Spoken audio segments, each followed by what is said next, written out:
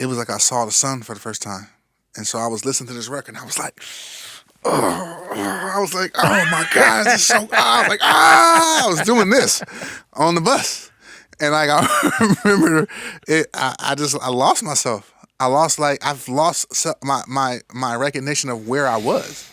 As I remember doing that, and the song was over, and I opened my eyes, and like people were like, because I was a kid, but I was a big kid, you know. I could easily have been a young man. How are you? I'm good. I love the record, man. It's beautiful.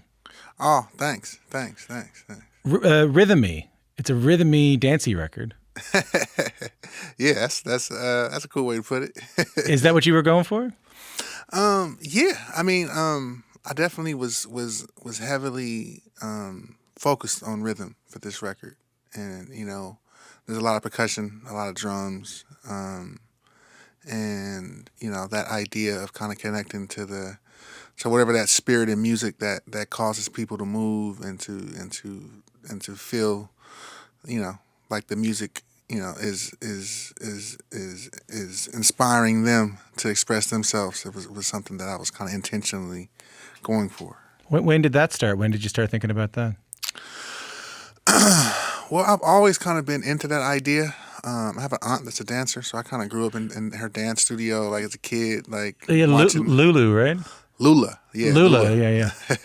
Lula Washington, yeah. She's you know, amazing, legendary dancer, and you know, she would choreograph things to like McCoy Tyner's "Fly with the Wind" and like, you know, Pharoah Sanders' "Created as a Master Plan" and, you know, John Coltrane "Om." So she was creating these movements to these highly, like, you know, expressive, you know, pieces of music, and so it just kind of made my mind kind of think about that style of music and the art form of dance as being more connected than disconnected. She was creating movements to the Creator as a master plan? Yeah. I'm trying to imagine it. Oh man, it's beautiful. It's beautiful. Yeah, you got it. I mean, I love. It's one of my favorite pieces of music, but I've never thought about someone. But you know what? That's a problem with me. That's a problem with the way I think. I think that's a problem with a lot of the way that people think about jazz, or is that there is sort of a disconnect between that and moving to it or dancing to it sometimes.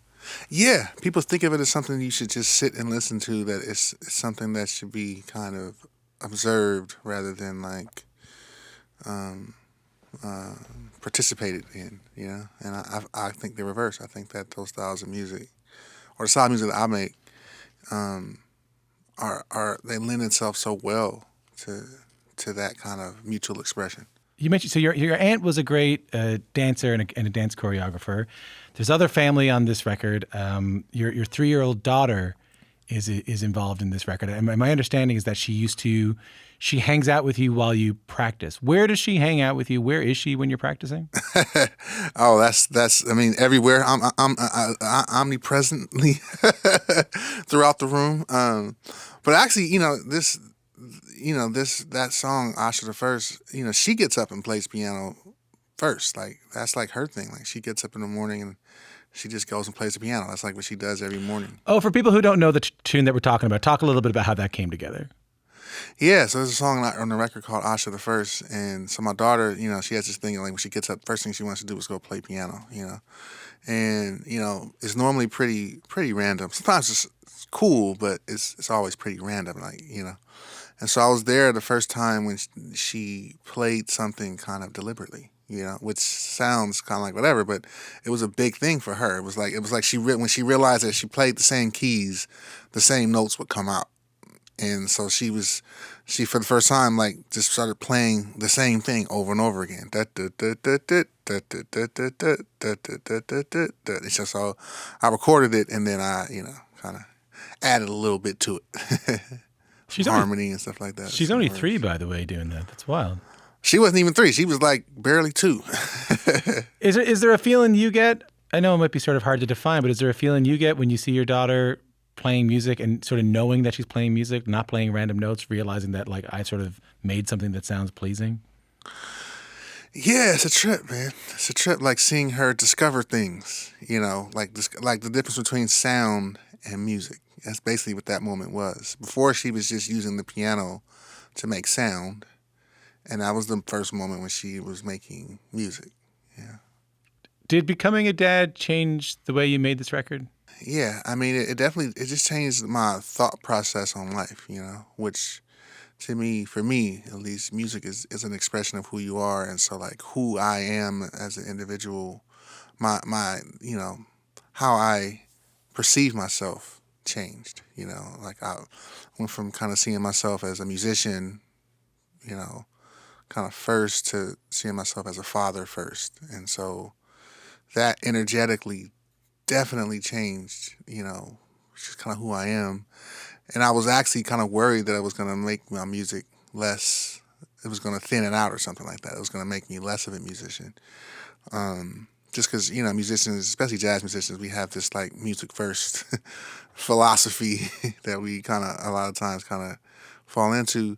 But it actually made my connection to music closer, kind of having this experience of unconditional love and just having someone else, have so much importance in my life and to be at such a forefront. As I started making music after that, I found it to be kind of better in some weird way. It's hard for me to explain why, because I have less time for it, and it's usually some, my daughter running around doing some random thing. Maybe she's playing music with me. Maybe she's, telling me to stop. Maybe she's telling me to go. Maybe she's telling me to play some particular song, or, singing along or dancing or whatever. But somehow that that randomness helps. Or If I can say it back to you just to make sure that I understand it, it's that like you were music first for a really, really long time, just practicing, and you believe that the music is like an expression of the spirit or an expression of the self. Like your music, the music that you make anyway, is an expression of the spirit or the expression of yourself. And you were worried that when you had your daughter, you were like, well, you know what? Like, I have this other priority, not just another priority, a bigger priority. Like, finally, something I care about more than music. Is that going to make my music worse, or as you said, thinner, or like lesser, because I'm not going to have as much of myself in it? What I'm hearing you say there is that what it actually did, what being a parent actually did, was like deepened your spirit. Like, I saw this quote by I think it was like Warren Beatty, talking about how when you have a kid, there's another quadrant in your brain that gets unlocked that you didn't know about before. So all of a sudden, like, your music is actually thicker and deeper and richer because your spiritual experiences. Yeah, yeah. That's exactly what it is. It's almost like I discovered. That's a perfect way of saying it. It's like another level that I didn't even know was there. Yeah, and it has a purpose that's beyond just, I don't know, having a purpose beyond, having a purpose that's beyond yourself,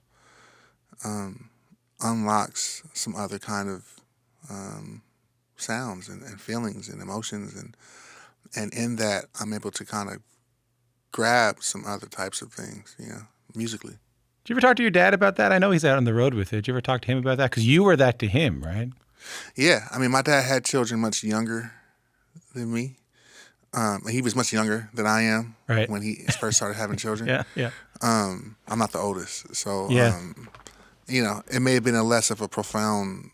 I can imagine if I was, 20 or something like that, maybe it would have been a little less profound. You know what I mean? But when you're older and you've kind of gone through life a bit more, and then you have this revelation. I had a longer runway to kind of compare it, because he didn't say that to me. No, he didn't say like, oh, when you have a kid, like, it's going to make your music deeper. It's beautiful to see you on stage with your dad. I love that he's up there with you.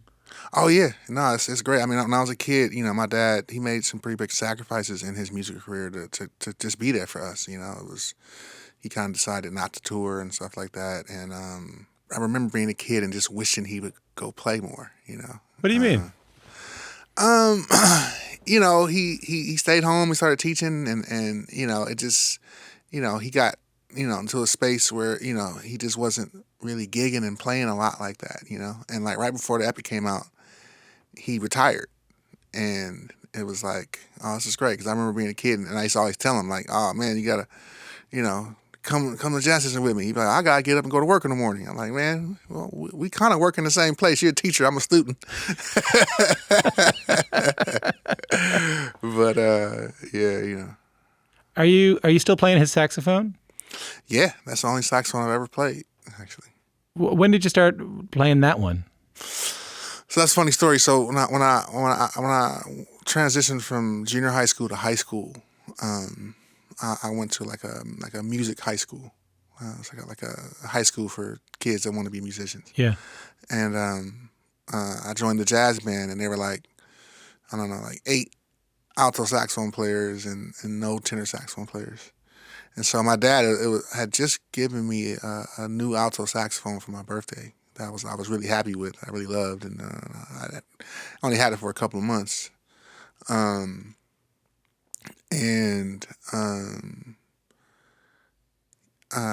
teacher asked if anyone had a tenor saxophone. So my dad had a lot of saxophones around the house. So I was like, I have a tenor saxophone. And so, I used to, I took the bus to school on my own at that point. And so I left that morning and I took this saxophone to school with me. And I didn't tell my dad that I was switching to tenor. Oh, good. Good. That's great. I'm sure he loved that. So I get home and he's like in a panic, like, oh, we got robbed.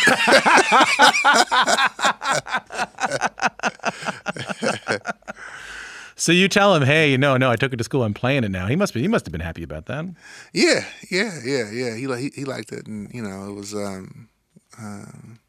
he's a tenor saxophone player, so it kind of put me even in more proximity to what he was doing.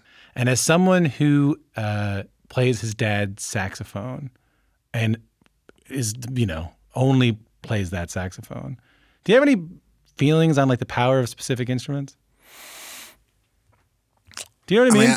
I think that I was just talking to my dad the other day, actually, and I was just thinking, I was like, man, when you think about some of these like older instruments, like some of the violins and stuff like that, they're 200-300 years old.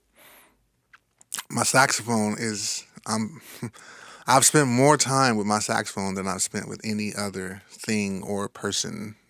I put so much of my energy, so much of my life force into it.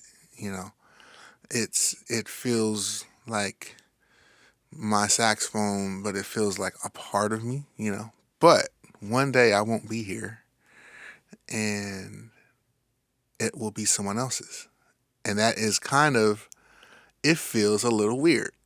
Like when I just when I just put that thought into into reality. Yeah. It felt like, oh wow, someone else is gonna feel this way about this thing that might as well be me. Yeah, this thing about it's like if it almost feels like if you could imagine not to be too morbid, but like if you thought about the fact that if when we died, someone else just literally got our body. You know what I mean? So someone's gonna be walking around looking like me, has the same voice and everything else. Yeah. It would kind of be a little bit like trippy, Yeah. So I do feel like, if you have an instrument that a musician really,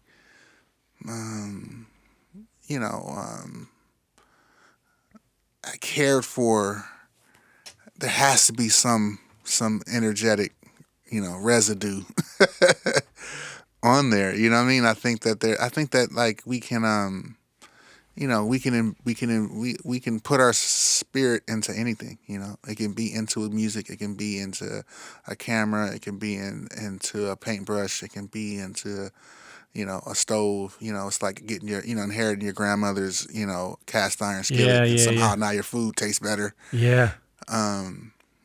I think that we can embed some energy. I don't think it's like magic, like if you get Jimi Hendrix's guitar. Yeah. All of a sudden you can play like Jimi Hendrix. Yeah. Yeah. But I think you probably will if you love Jimi Hendrix and you already have a connection to him like on that level.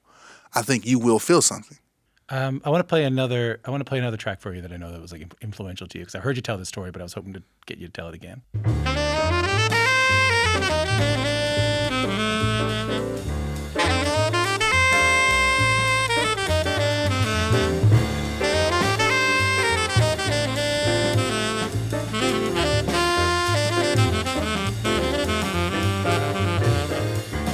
Kamasi, what's that? That's John Coltrane Transitions. What before we get you to tell the story, I liked watching you listen to it just then. Yeah, talk about some energy embedded into something. You know what I mean? That's, What were you feeling when you listened to that just then? Oh man, this record meant so much to me. It definitely changed. It had a very impactful change on my trajectory musically. So my dad, when I was about 11, I went to my dad and said, you know what? He had always been playing jazz for me. I went to him and I was like, I really like jazz music. And he got so hype. He was like, oh, really? Well, let me play you some stuff. And so, he played me, he played me a bunch of stuff. And I'm sure, because this is one of his favorite records as well, if not his favorite record, he played me this record. And John Coltrane went right over my head. Yeah. It was too deep for me. Too deep for you? I don't know. I just didn't get it. I shouldn't say it's too deep for me. Got it. I didn't get it. I just didn't get it in that moment. But I was 11. And what I did was I was really into Art Blakey. I got really into like Charlie Parker. I got into Cannonball. I was really into Dexter Gordon. Certain other people I was into. John Coltrane. It was like, it just didn't hit me at that moment. But then, that was the start of my journey in music, and I was kind of going in a certain direction. And there was a Tower Records in Hollywood that I used to like to go to buy records. And, at that point, I was starting to get into John Coltrane. I was into Giant Steps. I was in John Coltrane Giant Steps. Mm. And so this is back, this is way before like iTunes or anything like that. So it was like, I had saved up another $12, so I was going to go buy myself another CD to add to the collection. I know it. And so I was in Tower and I was looking around and I saw that record and I recognized it and I was like, my dad had the vinyl, but it was kind of scratched up.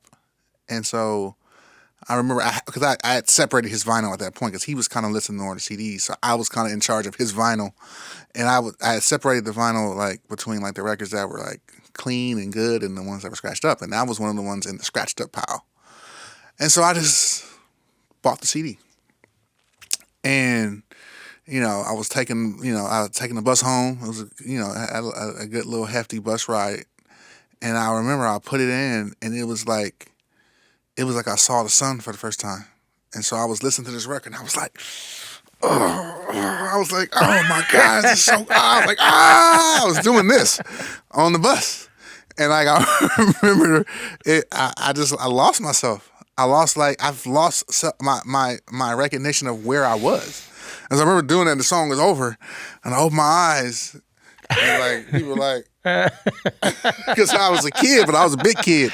I could easily have been a young man as a 13-year-old, 14-year-old boy. But it's like getting a Rosetta Stone or something like that, man. It's just that just completely changed how I thought about music and how I heard music, and it just kind of completely changed my trajectory and what I was into and what I was, doing musically, and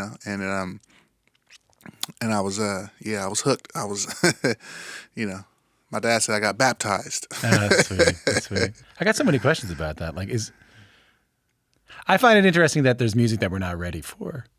Like some of my favorite music in the world right now, some of the music I listen to the most, some of the music I'm most deeply moved by.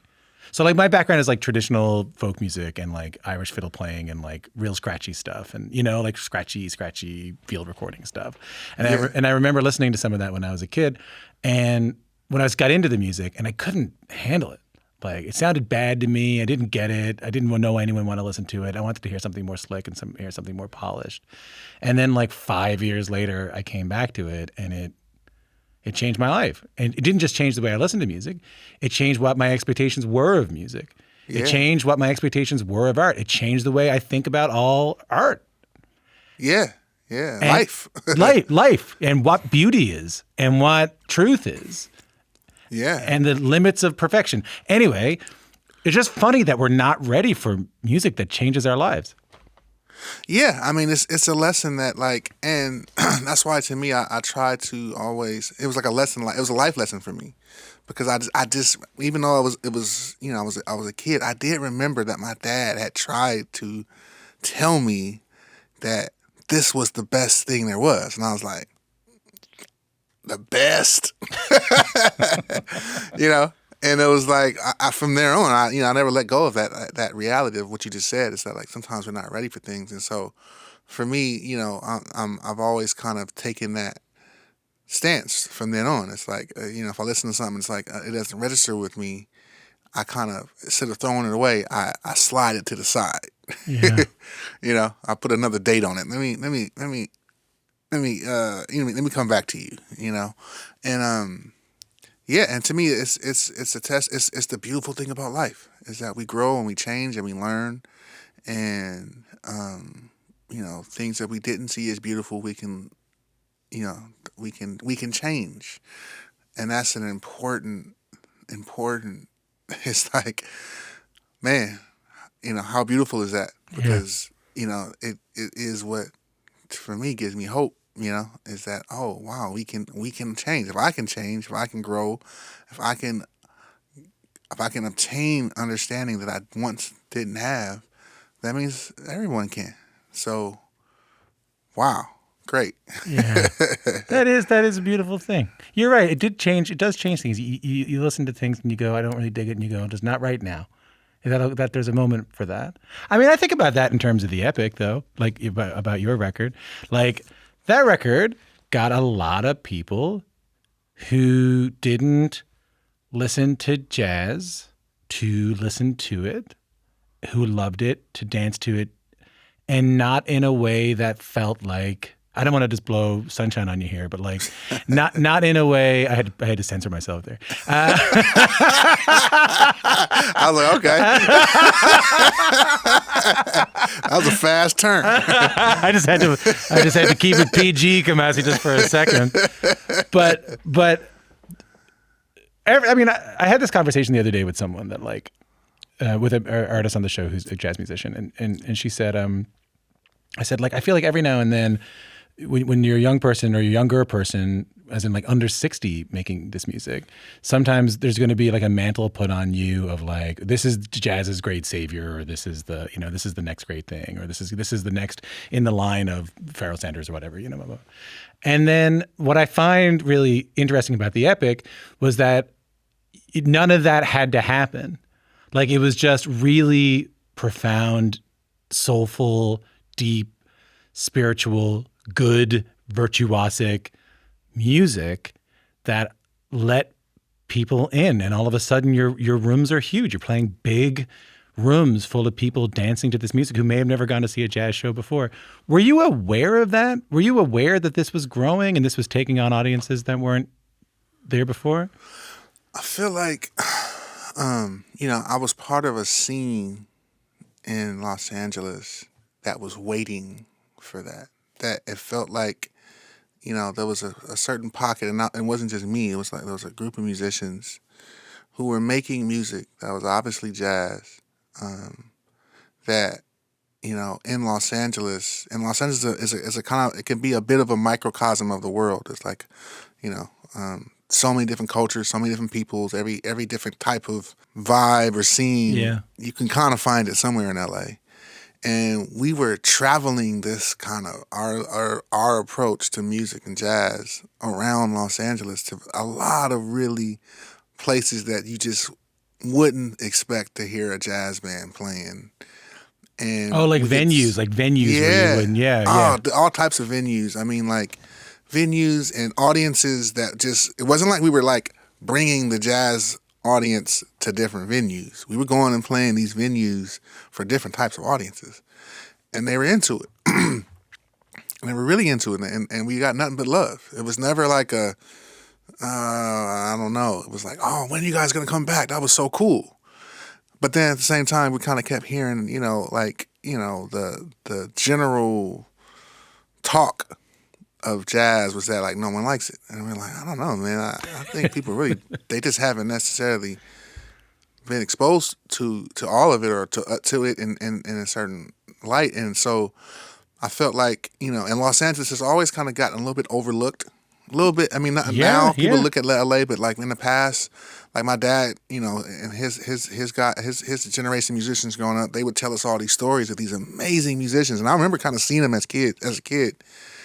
And just if you weren't from LA, if you weren't living in LA, you didn't get to hear, people like, Nordy Deadman and maybe, Horace Tapscott was definitely known around the world, but still he was like an LA guy, Gerald Wilson. Yeah. There was just all these musicians, that were in LA making this music that just kind of got overlooked, And we were kind of we were like the sum of all that, It was like they would, even though we got overlooked, we never stopped making music. And so they were around. We grew up in this area called Lamarck Park, and so we would see a lot of those legends, plus legends that people did know, like Billy Higgins, But so there was this sound and there was this feeling that we had something special, And so when it came out and people resonated with it, it's hard to say. It was like I was definitely like happy. I was very happy. I felt like it was like if you really believed in something that. And when it came true, it was. You believe that this music could do it. You believe. I believe that it could do it, and I believe that if it was given the right chance. Yeah. It's like put me in, coach. And then you make the shot. Yeah. It felt like that. I believed in the music, and I believed that we had something that it felt like people, and that we just talked about people being ready for something. It felt like people were ready for this. It's like you think about like someone like Van Gogh, and he didn't sell a single painting, but like it's just the world wasn't in the right frequency yet, That's so interesting, hey? That's so interesting. And there's no predicting it, and there's no accounting for it. Nah. And that's why to me, like, you got to just make the music that you believe in, because you can't predict it. You can't predict it. You can't you think you can't copy it. You see someone else doing something, like, oh, I'll do that too, and it's like, nope. It's an equation that seems simple, but it's really complicated.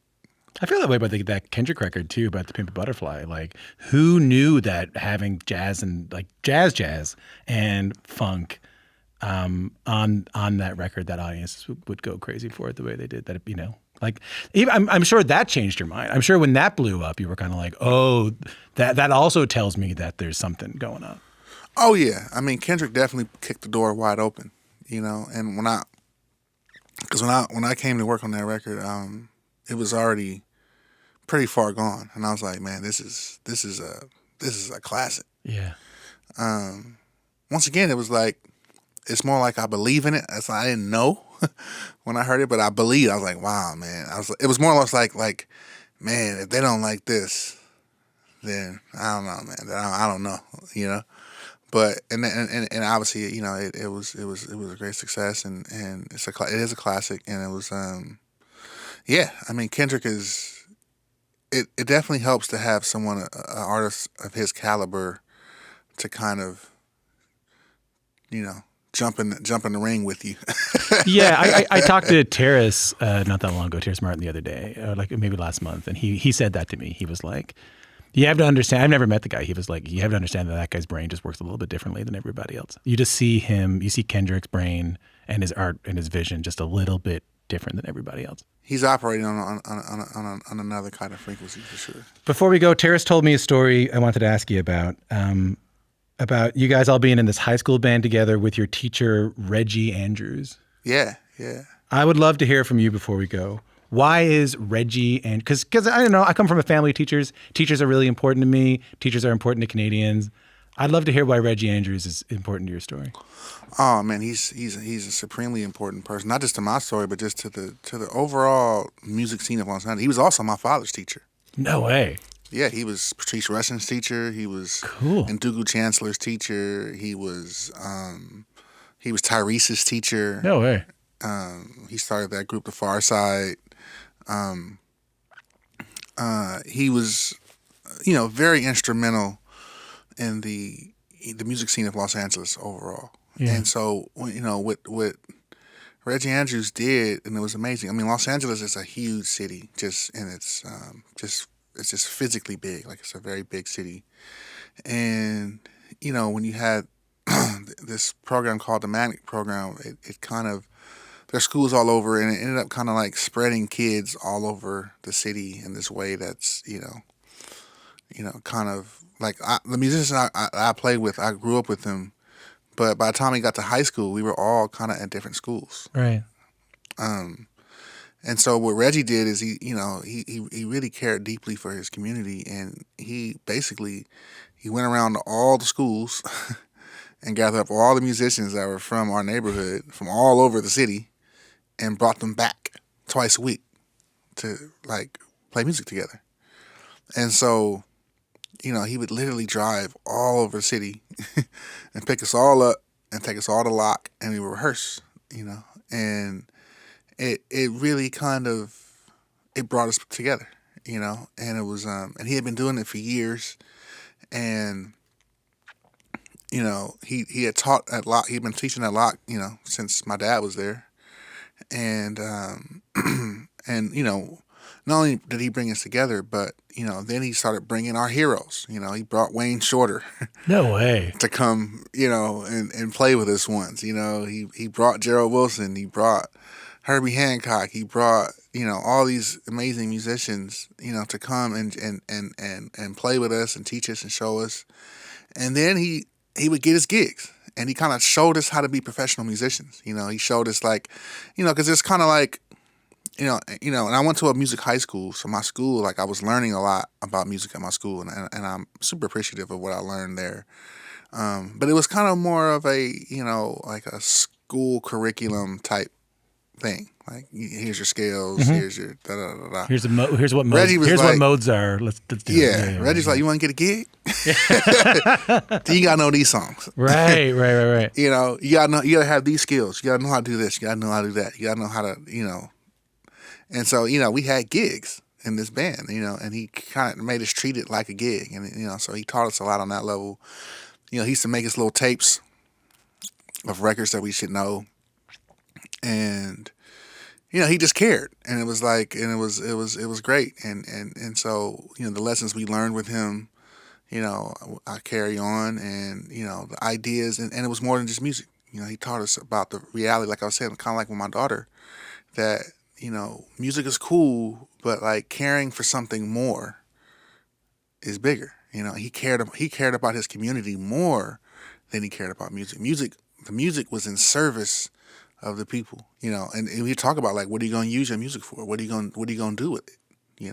And so he was very instrumental, and just being an adult now, thinking about like, man, that's a lot of time he spent. Yeah, for no acclaim, for no awards, no money. money. Spending his money. He used to give us money for our grades, and I had good grades, so I used to clean up. So it was like he was encouraging us, to study and to do well and go to college, and he was a great human being. If I asked you that question that he asked you, what do you want your music to do? Would you have an answer? Sometimes you kind of have an intention, and sometimes the intention has you. You know what I mean? Yeah. And I feel like there's just a need right now for people to, like, firstly, kind of think about what they're doing, think about what we're doing, and to think deeply, and not shallow, not in a shallow sense, but to really think about what we're doing and to acknowledge and accept that. And I think most people know, and I think as a society, as a species, we know we're not doing what we're supposed to do. We're not living and being how we should be, and that we can't continue to be this way. We can't continue to destroy the planet. We can't continue to kill each other. We can't continue to fight, and this idea of greed and all these ideas. Yeah. There's lots of different ways to kind of talk about how to get around them. But I think just that idea of reflection. It feels like, and when I'm making music, that energy kind of hits me often. The energy of reflection and the energy of togetherness. I feel like I grew up playing with all the musicians that I still play with together till now, and I feel like I'm very appreciative to that reality that I had. That like I grew up with all these great musicians around me, and we helped each other, and we looked out for each other, we taught each other, and it wasn't for any reason. There was no gain. There was nothing to gain from it. It was just we just always helped each other, and that's a place I think that human beings need to kind of get to, where we just help each other, where we just look out for each other, not because we're going to get something out of it, but just because it's what we should do, and just kind of living in that way of like doing what we should do, And I'm not the first person that has felt that way about their music, but I definitely feel that a lot when I'm making my music.